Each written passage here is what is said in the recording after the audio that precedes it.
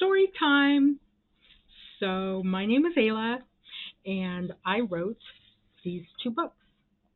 The third book is on its way, I promise. I'm having problems getting the third book written.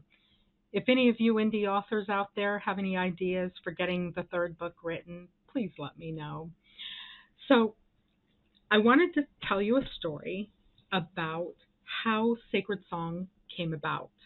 Sacred, Sacred Earth. So Sacred Earth is a trilogy. The first book is called Sacred Earth. The second book is called Sacred Song, and the third book is going to be called Sacred Hearts.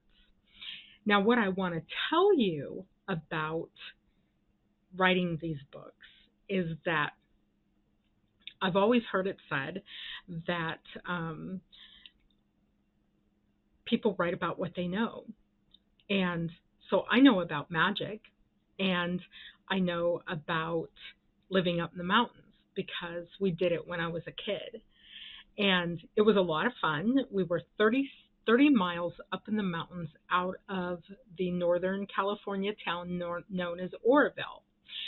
So if you go to Oroville and you get on the Oro-Quincy Highway and you just keep going up in the mountains, these switchback and hairpin turns all the way up the mountain, you come to a little community known as Brush Creek. And we lived at Brush Creek 50 years ago when I was a kid. It was a mountain. It was the top of a mountain. And it was very secluded. And once or twice a month, my grandmother would get in her Volkswagen Beetle and go to Oroville to buy things that we couldn't can or grow at our little place up in the mountains. And, as a kid, I didn't like it. I didn't like it at all. We spent all of our summers cutting wood and picking vegetables and growing vegetables and canning those vegetables. And we got food however we could get food, and then it had to be preserved because in the winter time it snowed 7 feet every year. And so they couldn't come up and get us for school. The buses couldn't come up and get us for school.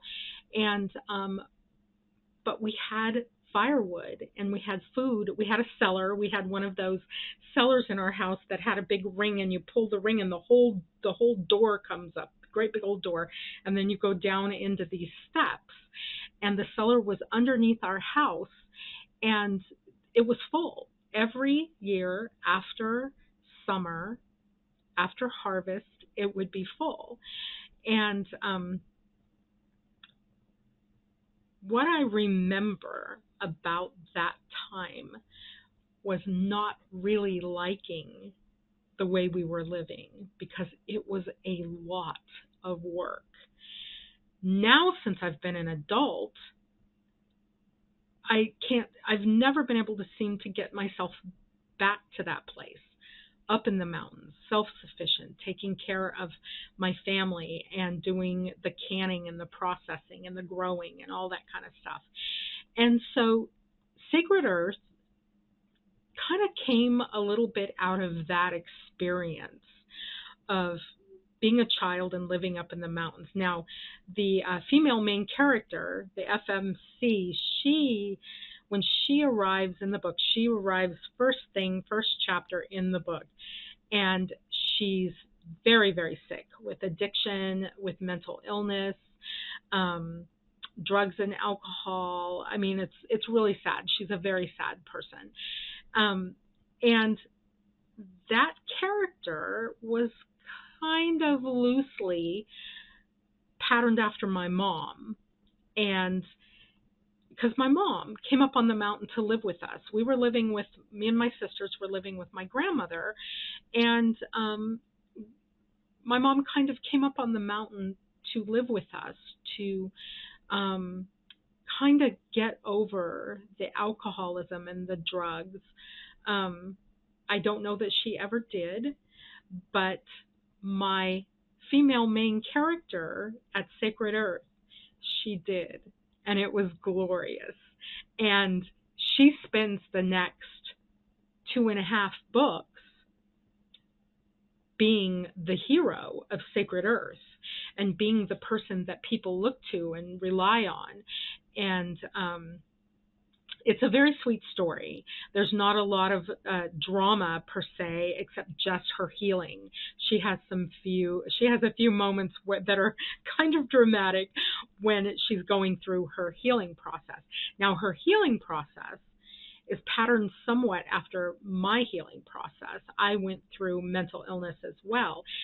Didn't go through drug or alcohol addiction, but went through some very dark mental illness. And when I got through that mental illness, I had a moment of drama there. I had I had an awakening. I had a spiritual awakening that healed my mental illness. And Donna Ray, the main character, she kind of goes through the same thing. It's pretty heroic, I have to say. So that's all I want to say about that. My book, the first 2 books are written and on the market.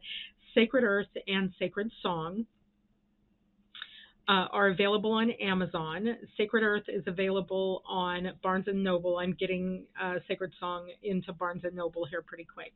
And in the next couple of months, I'm hoping to have Sacred Hearts out on the market. So thank you very much.